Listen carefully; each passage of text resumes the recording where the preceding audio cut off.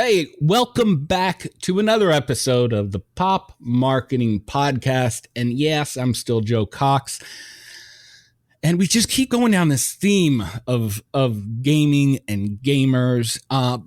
It's an important rabbit hole to go down, everyone, just because I really think that if marketers and brands can understand what's going on inside of gaming and the intricacies of subcultures and pop culture within that you really start to understand modern marketing a lot. And I keep having these opportunities with amazing guests with amazing stories, and this week is no exception to that.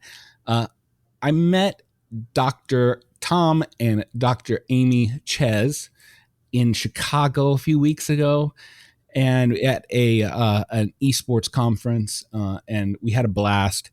We met each other and kind of clicked immediately, just kind of discussing the importance of brand, kind of the philosophies of marketing and why we build things for different audiences. And it was such a cool story with what you all have going on that I wanted to have you on and share. How are you both doing today? We're doing great. We're great. Joe, thanks for having us. It's nice and sunny in the morning here in Phoenix area, Scottsdale, Arizona. So weather's getting better. It's not as hot, so that's nice.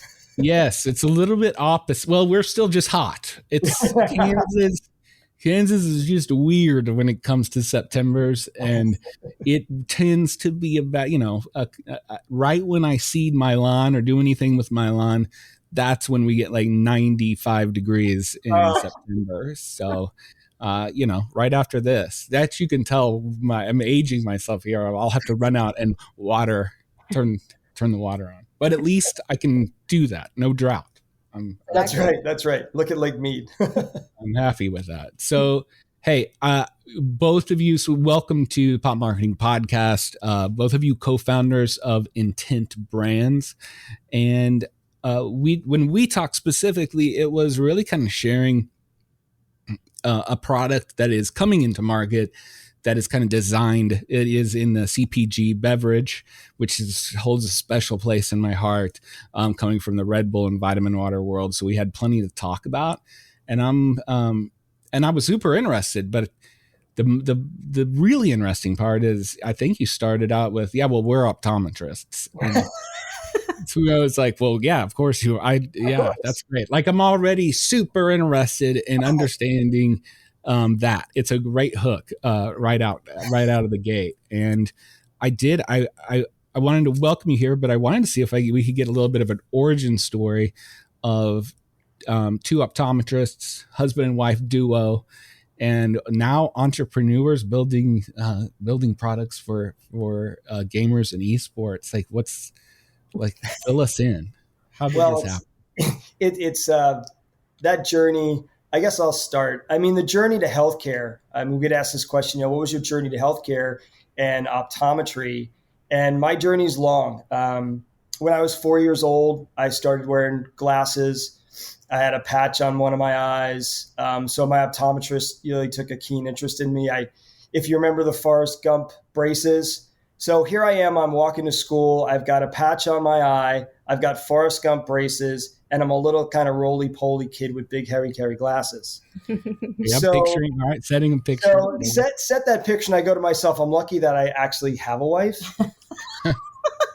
You did good. Now, obviously, we all know that kids can be pretty mean and bullying and all that kind of stuff, especially with the way that I looked.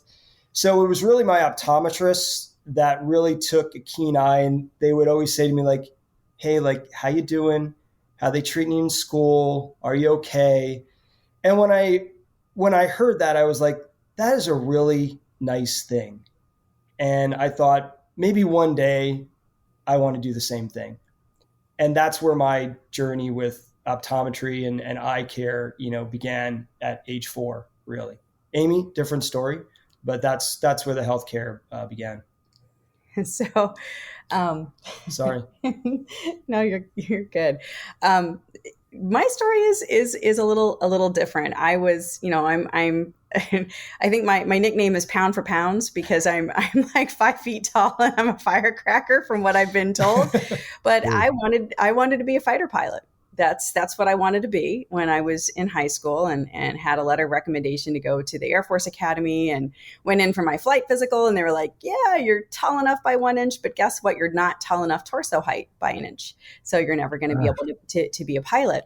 So I decided to go into astronomy, astrophysics, and went and began my career there. And I found that I hated optics. I could not stand lenses, telescopes, or anything that had to do with math whatsoever, but I loved astrophysics. So you got me at your glasses, by the way there, Joe. And then I just decided, okay, well, if I don't like optics, somehow the universe led me to become an optometrist, which I think is the funniest thing in the world. That the one thing that I detested became the thing that I apply every day in my life with patients, because it's a different application of doing things. Instead of, the numbers and the math and the calculations, it became, how can I use optics to help people? And in that respect, I found this thing that I hated to become something that I really loved. So my journey into healthcare was along those roads. And as the universe does funny things, a few years ago, there was an emergency at Luke Air Force Base. And they needed a civilian optometrist to step in and take care of the fighter pilots and do those same flight physicals for vision. Wow, and so there cool. I was, full circle, couldn't do the things that I wanted to do to fly, but I actually had the opportunity to serve, our Air Force pilots and their families and crew, and help them be ready to do what they do and have that visual advantage and eye health taken care of. So life is really full circle sometimes, which is cool. Yeah. Yeah. I mean, first off, Dr. Tom, listen, I had a patch when I was a kid. Hey, all right. I know this. I was a roly-poly kid with a patch, and it didn't go. It built my character. Let's just That's right. It does. It builds character. Let's just say that. But I know I've been. Oh man, I was hearing that, and I was like, okay. Now I also just watched, the new Top Gun, so I'm very schooled in this fighter pilot world. And what a really cool story of optometry, and you're into that world and helping people with something extremely important in their lives with vision. And then we get into the 2000s and 2010s when phones came into the picture, exorbitant amount of blue light and different kinds of coloring of light. I find it every day because I have a different temperature here versus my little bit warmer lights here. And so I know that my eyes are constantly working back and forth, and I feel so sleepy at the end of the day. So when did you start making that kind of transition to say, okay, we're successful optometrists, we've done this. This is where our place is. When did you start thinking about entrepreneurship, product creation? Well, I think entrepreneurship, in a sense, for me, was at a young age, just from my parents. My parents opened up a restaurant when I was about 9-10 years old in Phoenix. I'm originally from New Jersey, and literally saw them lose everything during a bad economy, and then built it back up. But I always wanted to take control of my life. So basically, since I was a kid, I tell my kids, I had a sabbatical between 11 and 13 of not working. Everything else was either my own business or working for somebody, and then, practices that we built. And, all of the stuff that we're doing in the CPG world, came out of being a doctor and sort of the lack of things that we were doing for ourselves on a healthcare basis that, Amy could kind of go into. And that's kind of led to that journey. But being an entrepreneur and owning your own business has always been something. And her father is an entrepreneur. So it's always been in the DNA of both of our families. Yes. Growing up, my father worked, he lost his dad when he was like 7. And, his mom worked several jobs just to keep a roof over the head and not lose her 2 boys. And I remember the outhouse, from when I was a little kid. I mean, they grew up with very little. And he scooped ice cream to put himself through engineering school, and became a mechanical engineer, and he worked in the steel mills, worked himself up. And they ended up taking an idea and creating a new equipment that restretches and reprocesses steel and built an international steel processing company over many, many decades. So as a kid growing up, I watched someone who started with very little, used his head, brought people together, had to take on an investor, and that grueling work of time and grit that it took to actually develop into something that now today he's very successful and he's worked very hard. So there's no rose-colored glasses of illusion that, oh, you're going to be an entrepreneur and everything's going to be successful overnight. I witnessed that as a kid and as a young adult, and now as an adult, that he always says, I'm like the 30-year overnight sensation, right? Like everybody thinks that it's overnight, and really it took 30 years for him to get to where he is today. So I think watching him, I'm so proud of him, for being committed to an idea and then going through those steps to learn, to fail, to get back up again, to keep going and grow, and now develop something internationally, and what path that took. That I think when we were faced with that decision of, do we want to start something? How do we make that jump into CPG? Let's get out of the box. Let's get out of the 10 by 10 box. I mean, I think that's really for 20 plus years. Yeah. You want to take the things and educate, and you don't want it to be just 15 patients a day or 12 patients a day. You want to sort of expand your world as you move along in life and you age and everything. And, it's funny getting into the CPG spaces you've been a part of. I said to Amy, do you understand that beverage is one of the toughest industries that you can jump into? Like, this is not going to be a cakewalk. She's like, I know, I get it. I get it. It's true, though. I mean, I think each of us has probably helped over 80,000 people. And, what do you do those 80,000 times? Well, like, I look at my job when I'm working with patients as asking questions, figuring out what their life is like, and how in a few minutes of time can I find a way to make an improvement? How can I ask the right questions, listen to the answers, get a sense of their world, and then come up with something that could make a small difference in their life to make things better? And that's awesome. I mean, I'm so grateful, to have that opportunity to do that. But you do want to expand it. If I could help 15 people, I can help 15 million people through CPG. How do I get beyond those four walls? Because you can have all these ideas, you can have all of this knowledge and expertise and experience, but if you don't share it and you kind of keep it contained in, then you're not really doing that time justice, if you will, and making the best use of your purpose of why you're here to begin with. So probably about 2.5 years ago, 3 years ago. Tom, he can attest to this, but I am the world's biggest brat about drinking water. I hate plain water, will not do it. I just can't. And I was putting these, Tom calls them. I call them little cancer sticks. The ones, little tear-offs that have like lots of chemicals in them. Funky colors. Oh, yeah, I got them. We have them upstairs. You can never get it off. Yeah, because I that's the only way I could force myself to drink water. And what was happening to me was, I'm busy taking care of patients. I have my coffee in the morning. It would be 5:00 in the afternoon. I'm getting a raging headache, and I'm thinking, why do I not feel good? And then I would look back and go, oh my God, I drank nothing the entire day. Like, this is so stupid. I'm from Pittsburgh. I like it short, sweet, and to the point. It has to have a reason. And I thought, what would make me drink water would be if it tasted good, actually, and if it had good things in it that gave me a benefit during the day to do the things that I'm doing. I need to be focused. I'm on screens. I'm talking to people. I don't want to be hyped up. I can't be like bouncing off walls when I'm with patients. No monsters. Right. I don't need energy drinks, but I need some things that can help me, reduce stress, be calm, focus better.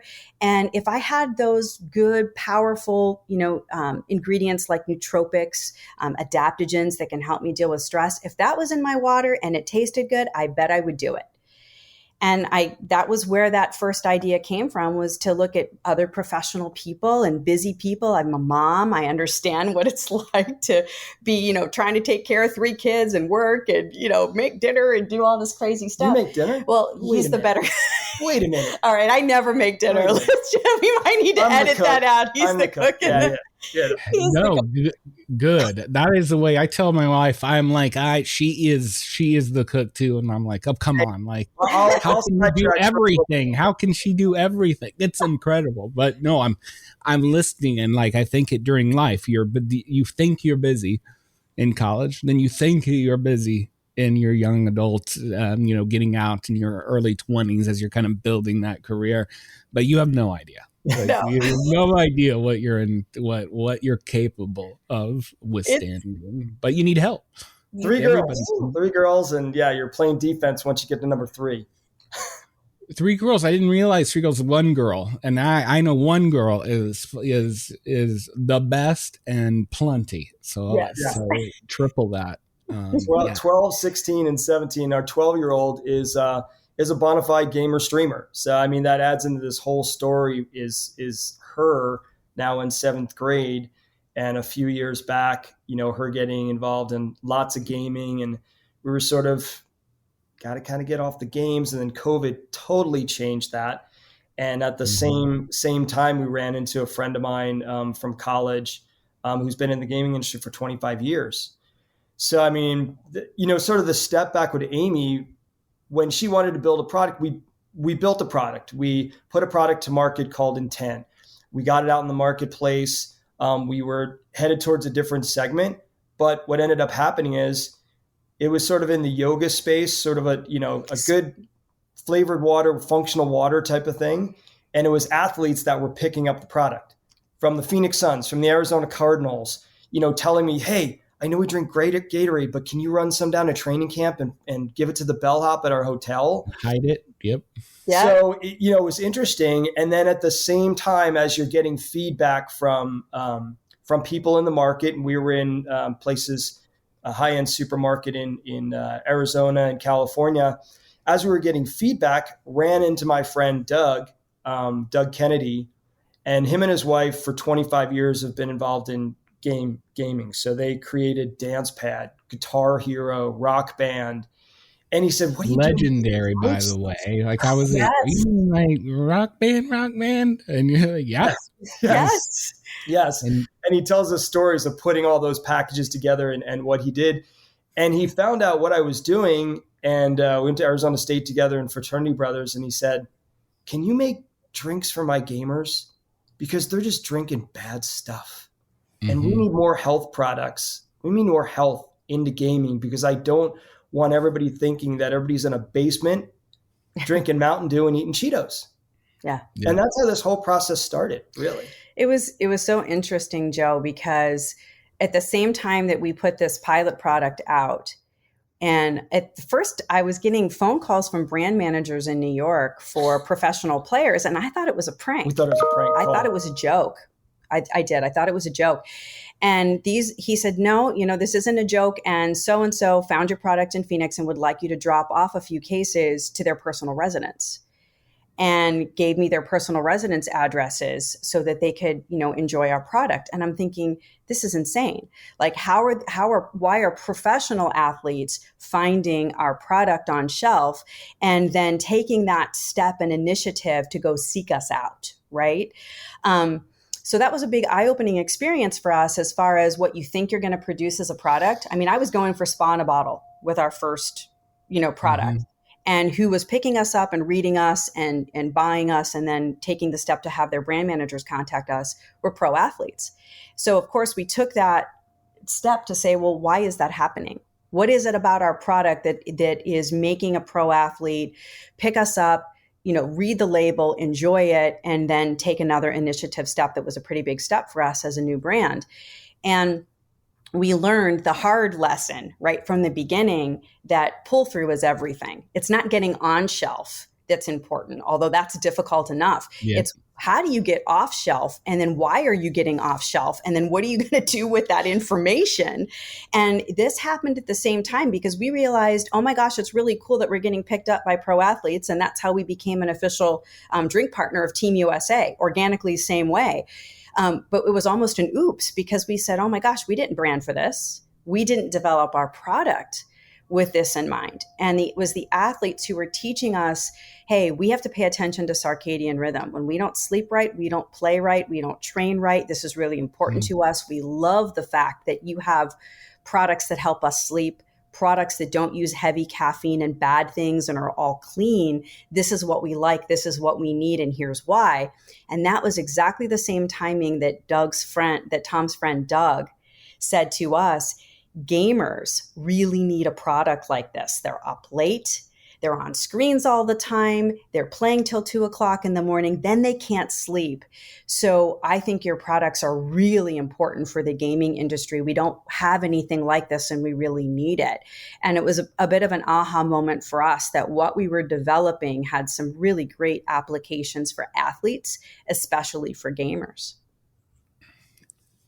So many parts of that is it is a journey in general to thinking of not only, building a product from the ground up, having a certain idea about what that product is going to be, and then watch that pivoting happen in real time of just based on who is naturally attracted to that, and then learning more as it goes. I think that's always been such of my favorite parts about marketing, is because you think until you release something into the world, and then it might be something that you weren't thinking of. And if you're too stuck in your way of nope, this is what it is and this is how this is supposed to work, then a lot of times I see these brands miss these opportunities of these things that they might not have intended coming up, because a product that's a spa in a bottle is very different from one that these professional and world-renowned athletes are kind of sneaking away underneath their kind of Gatorade contracts, which is another one of my favorite things. There's a lot of sneakiness that happens in beverage, as we've been learning. With science backgrounds and everything like that, I mean, we don't like to talk, in a sense, a lot of science. When we talk to patients, we talk in real simple language. Yeah. So knowing that we were going to start investigating gaming, Doug's wife, Tracy, owns a company called Reverb Communications. So they launched games. So they launched Rocket League, PUBG, Ark Survival, which Doug is the CEO and co-founder of Ark Survival, who actually has Vin Diesel on his payroll because Vin loves games. We went through them first and said, listen, let's find out what they want. We don't want to do anything that's from the top down like a lot of the other major companies. Let's see what gamers, streamers want in their products. What are they not getting? What are they most disappointed in? So we put out a survey through Reverb with over 125 gamer streamers, mid-level streamers. And boy, that was an eye-opening experience. It was. I mean, Reverb started with a SWOT analysis, kind of like in the traditional marketing, aspect, and said, what's in the market? What do these particular products do? What's their target audience? And are they successful? Where are they positioning? And from that, created this survey. And it was brilliant the way Reverb did it, because yes, we asked some multiple choice questions that would help us develop a beverage based on the benefits that these gamers actually want. Not what we think they want, but we gave them a whole series. It's kind of like, tell us the things that you want. And then we left blank space. And boy, oh boy, when people can anonymously tell you the stuff that they really hate about the beverage industry and the stuff that they really want to see, and you give them the opportunity to just let it all out, they went to town. And that was really cool insight for us, because we began to understand where the big miss in beverage is and what they're getting wrong about gamers and those misperceptions of what gamers, who they are and what they really like. I don't think many people realize that average age of gamers is around 35 years old, with a house and a kid, right? Yeah. And if that's the average, that pretty much means everyone. Whenever in the realm of media, if you said an average of 35, that's inclusive of age of everyone. And I always talk about that as you might not consider yourself a gamer, but there's certainly everyone's gaming. Yeah. So, 66% of Americans It's a lot of Yeah. people. It's a lot of It's people. a big market. So once we got through with that, we analyzed the data with them and said, okay, they certainly are not looking. They want products to calm them down. As a lot of the gamers through this whole 2-year process, I talked to a lot of directors of esports at colleges, and we're getting involved in high schools, and my own daughter who plays games, in a sense constantly. And we found out what they really wanted. They wanted something to calm them down, something to help them sleep. They didn't want a lot of caffeine. They wanted good ingredients, less sugar. It was a big eye-opening experience. So again, we took that. Then we went to our formulator that helps us. We went through the product line to create a couple of different formulations. We brought in an outside third-party scientist who actually is renowned in caffeine as one thing, to get her take on this, who used to work for Scripps. She used to work for Beachbody. So we brought her in to analyze some of the stuff that we were doing. And then we went to the lab. And we went to the lab in California, and we brought in 10 or 12 streamers to have them try what we were doing. And that was fun. I mean, they talk about people that will tell you what's good and not bad. Like, oh, this is horrible. Like, oh, go back. Let's create another one. Oh, we want this flavor. We want that flavor. Yeah. So we brought them in, and filming all of this. And it was just an hilarious thing, because again, we wanted this to come from them in an organic way, in a grassroots way. And they were so different from each other, different ages. Yeah. One person, I only drink, sugar-laden energy drinks. And the other person going, I won't drink any sugar. And I only drink things that are all organic, and I'm vegan. And it was just the whole spectrum of people that you could imagine in one place at one time. And to get them to all come together and say, this is what we really like. This is what we want you to go to market with. We like this flavor profile, this grouping, and we want it to taste this way. We want it to have these particular ingredients. These are the things that are important to us. And that's when we started our branding. That's when we started thinking about packaging. Instead of like developing your entire product and then saying, how am I going to market it? We completely turned that on its head and said, we're going to strip everything away. We're going to go right down to benefits, questionnaires, listen to what the consumer actually wants, build everything from the ground up. Then once you have your formulations, now we start branding and packaging based on all of the feedback and information and insights that they so generously provided to us. I think that's like a key part of in our conversation when I was really like, oh, that's really it. And brands, as the biggest brands out there, have tried and tripped and failed at kind of getting into the world of gaming. And what it has done is it's kind of, there's some rumors in the world of brand marketing of gamers are impossible. There's no loyalty, and they're not loyal to any kind of brand.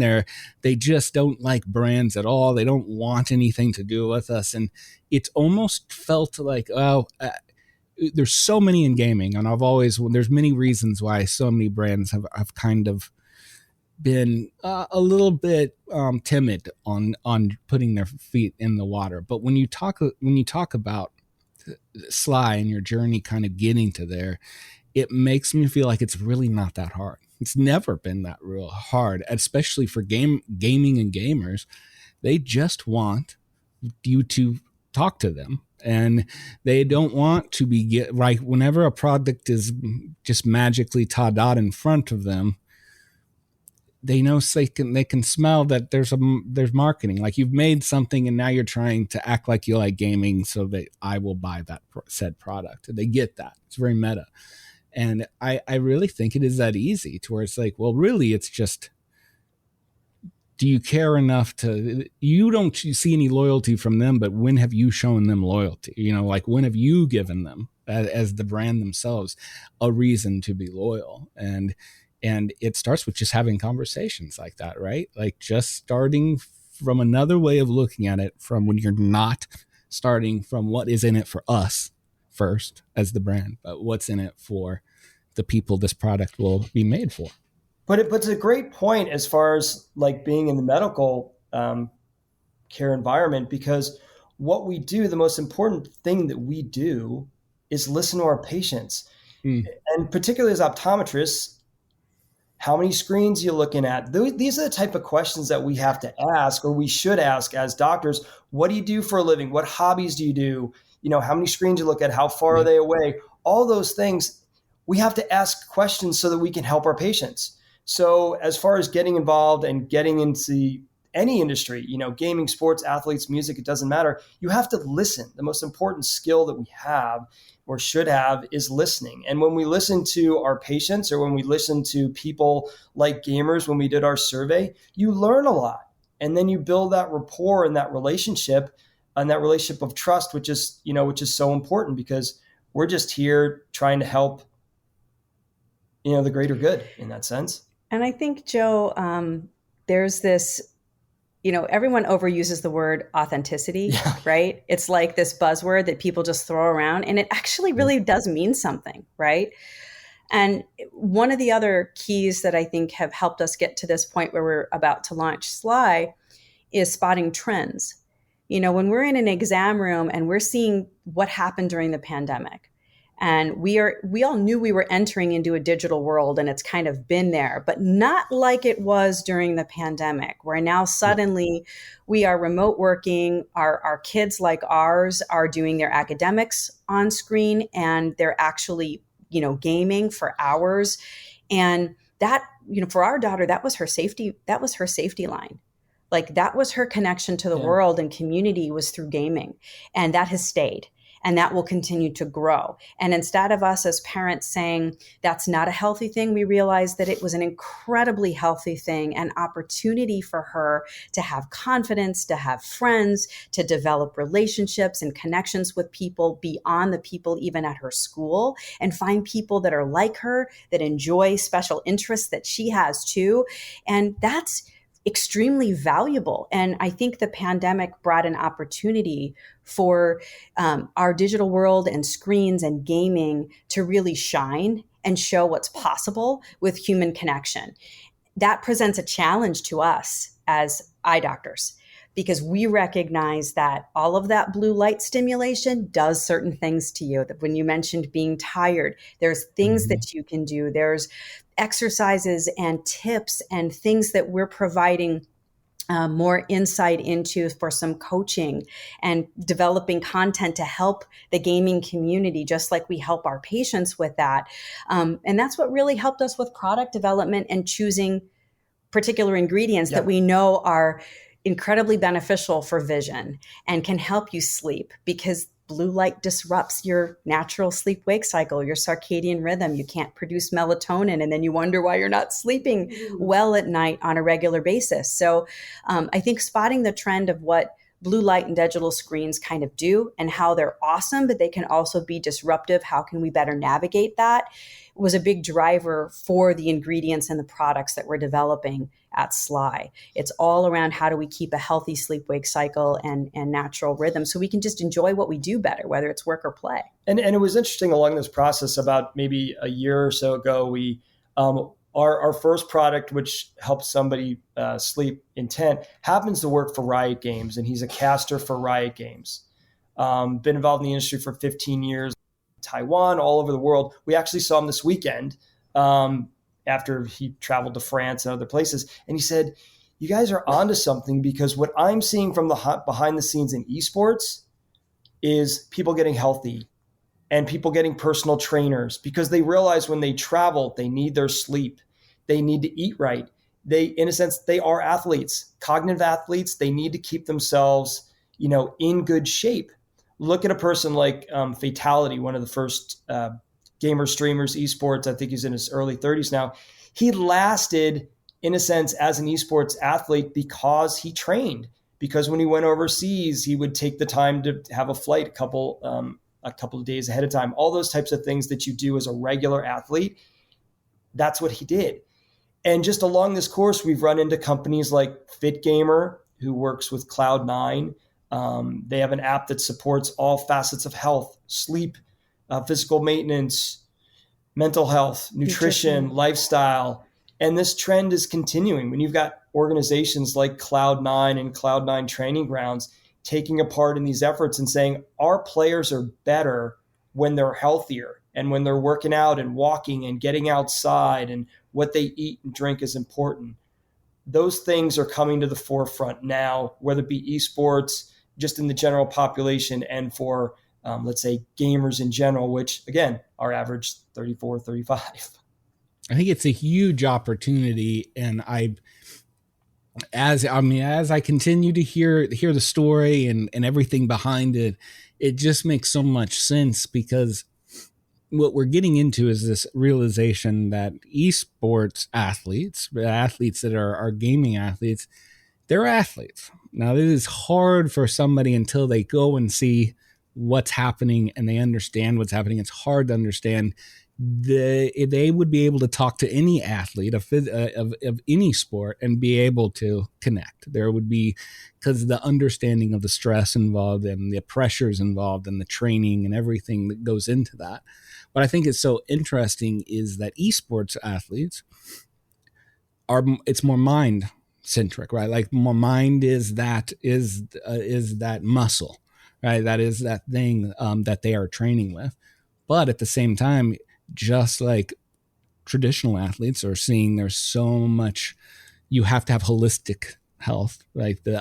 When I feel better, when my mind is better, I physically can be better too. And it's just the same way with the esports athlete. It's, if I want my mind to work better, and these are younger people, like, I need to, if I want to play my best and be at my very best, and I need to get my physical body in that same place as well. But what a great opportunity to jump on, to show off this trend that's happening everywhere to all Gen Z and millennials, of understanding this mind and body mix. But what a great way to show how important that is by going to the esports athletes first. There might not be, just like traditional athletes, there might be a smaller amount of them, but they are that perfect example of why the steel trap, why they need sleep. They have coaches.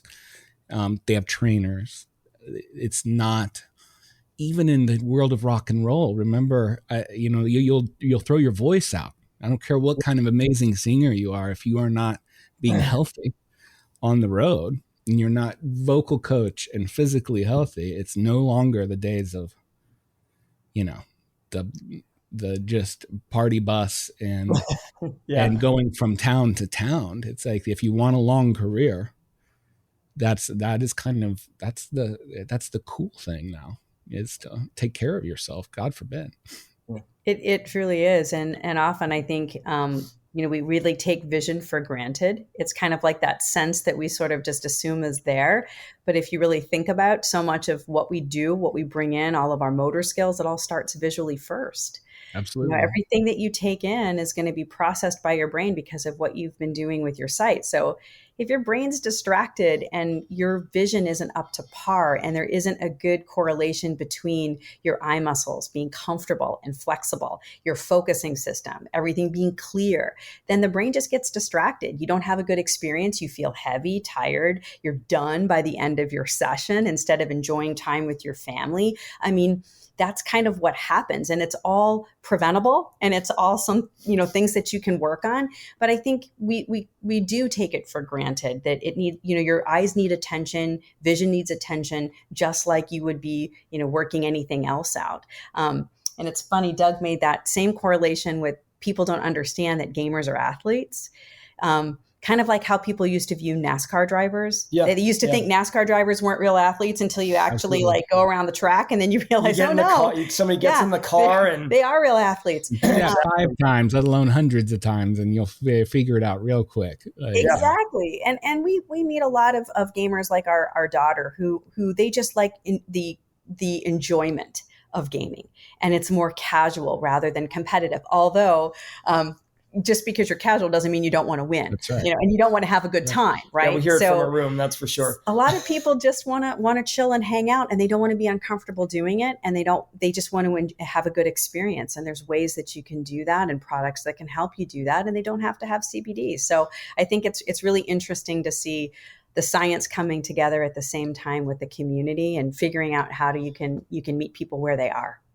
And all the benefits that we understand now, through Doug, when the transition with our daughter, understanding how much opportunity there are for kids these days in the gaming industry, whether it be an esports scholarship or it's technical work or it's working as an engineer, building mods and developing games. There are so many opportunities for kids. And I think parents really need to get hip to the fact that, yes, they may love to game, but there are all these opportunities in the educational space that are expanding in the collegiate world, which is really exciting in a sense. And colleges are going to take advantage of that by developing more and more esports programs and just gaming programs in the like when you've got 65% of them being STEM kids.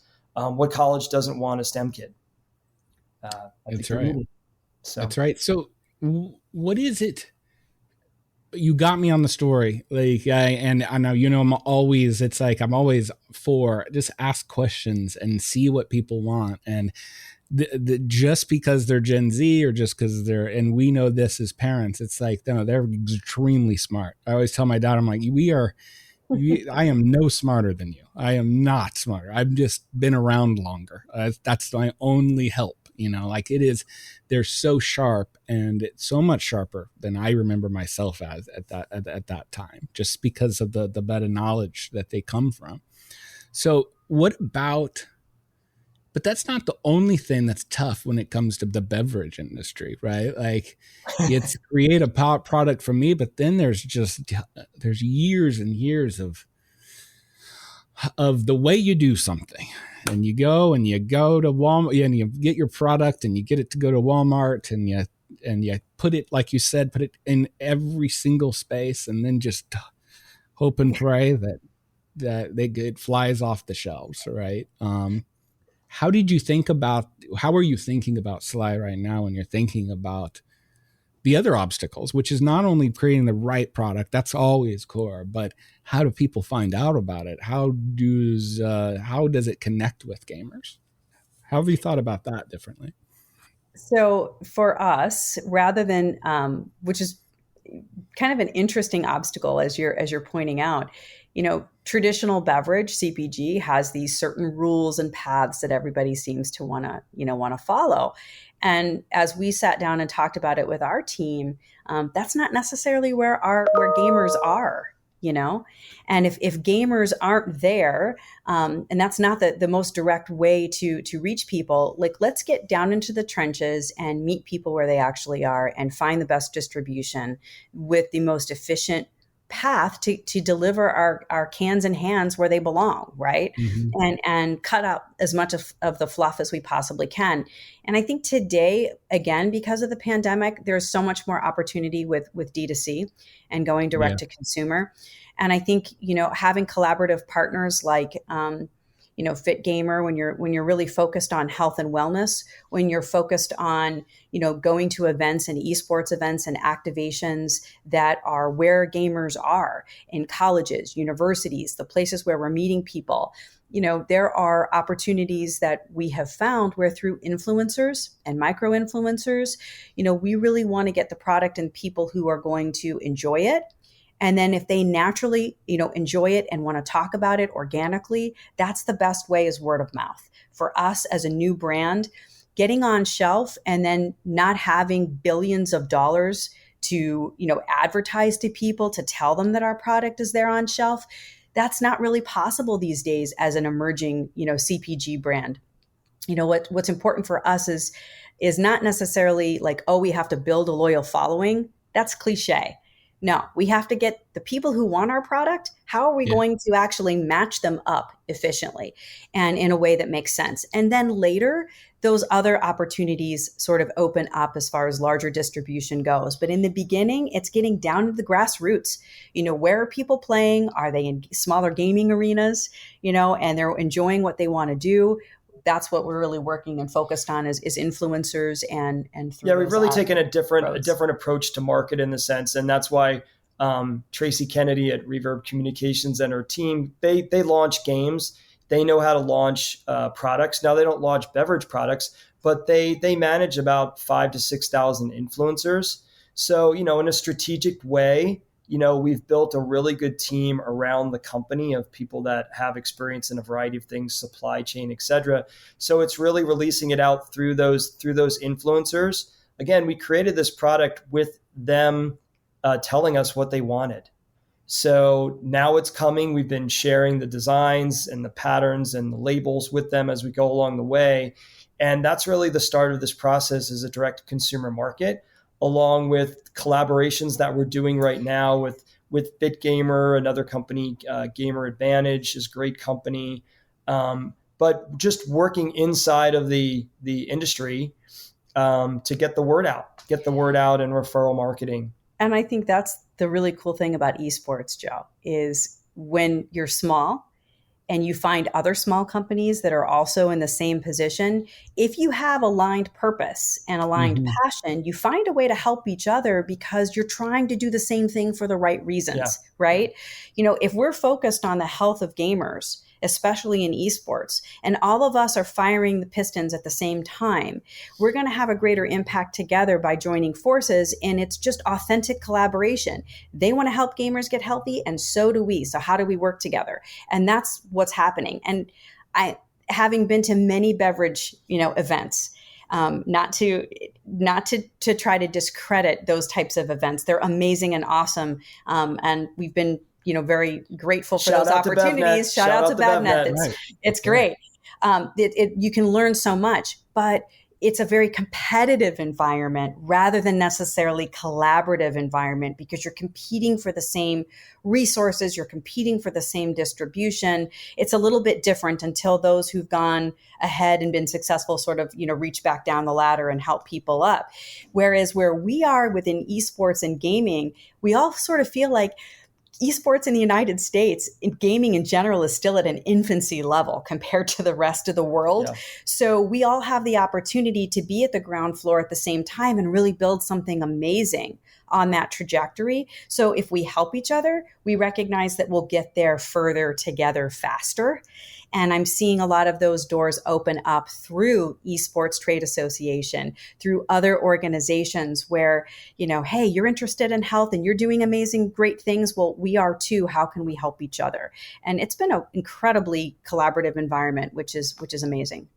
I think that's really where it is, from being on the other side too, the larger brands coming in. It's not because there's an intent of, you have what they will never be able to have. And that's the thing that you should leverage. And what they can't have is they're now giants. So anytime they have a conversation, people are like, ding, ching, like it's impossible for them to have those authentic conversations and collaborations. A lot of times they would love to, but it's really tough because they're just in another place. And I really I think I've pinpointed it about you two. It's such an exciting time because you are able to come in, and everybody that's putting skin in the game is another thing that always comes up. It's like, that is, people understand that you're not just trying to grab the gamer market.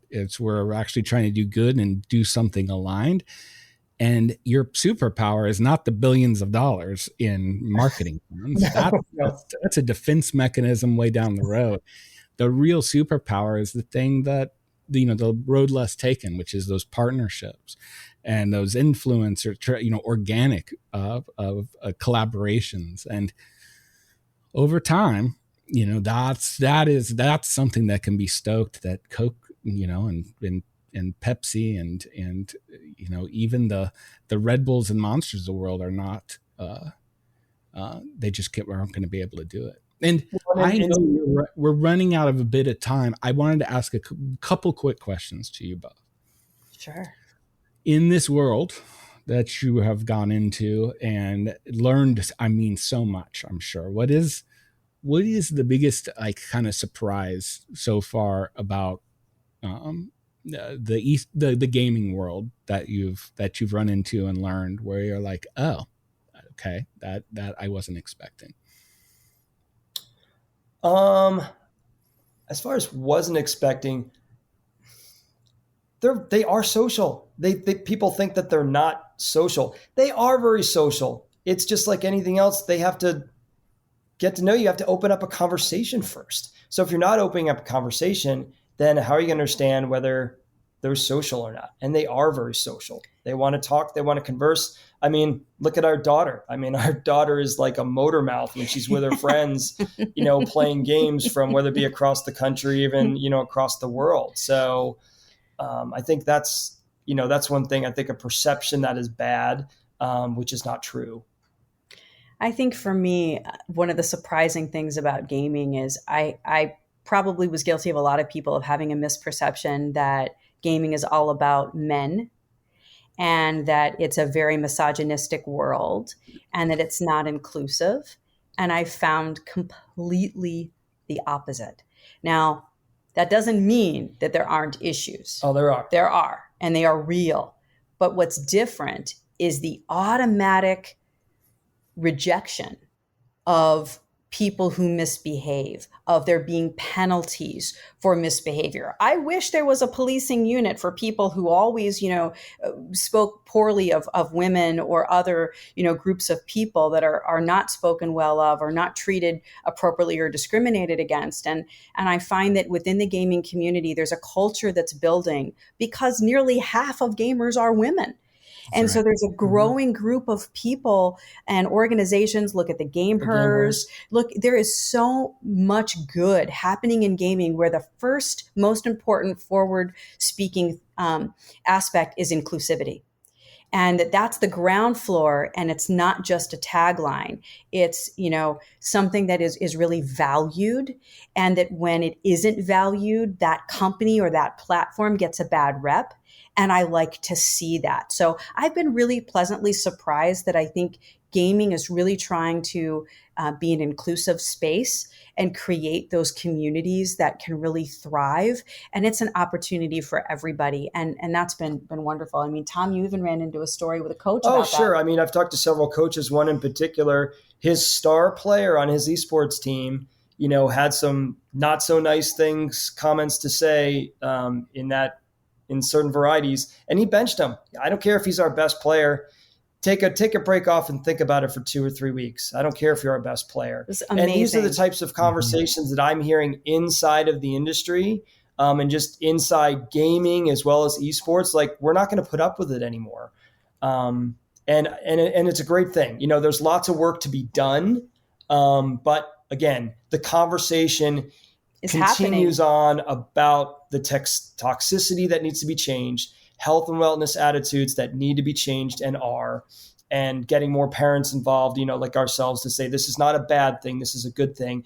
And then look at yourself as far as the pop marketer. I mean, you're seeing the intertwining of sports, music, entertainment, gaming, all blended into one. Look at Devin Booker, our star for the Phoenix Suns. I mean, he's involved in gaming. Drake, owns a portion of the 1,000 or 100 Thieves organization. It's all intertwined together in culture, apparel, everything. Yeah. No, those are two. I think those are two that's the biggest. They're really opportunities, because it's like there's nobody talking to those groups. Like, you think you think for that traditional esport gamer, there seems like there's a lot more products out and like things directed towards them, but there's millions of girl gamers, of gamers that do not look like we would expect, of people that are my age and they're mid-lives, that have played games their entire lives now, right? Like, that have way over 10,000 hours of this. And I think that's where that real opportunity lies, is and I think being heard. I think the one thing that we've seen, you have to bring on investment and other types of things, obviously, and we've bootstrapped this thing the entire way. But the second we mention gaming and a beverage, everybody immediately thinks energy drink. And we are the anti-energy drink. Our products do not have caffeine in them. They're there to chill you out, relax you, one to help you sleep. And we've seen, again, ear to ear smiles when we say, we don't have any caffeine, we're not putting it in. Why? Because they told us they didn't want it in it in the first place. And again, it's going to be interesting going down the path and getting Sly to market. We're looking forward to it. You two are both so inspiring. I knew I had to have you on after that just absolute like monster pitch in Chicago, Amy. It was amazing.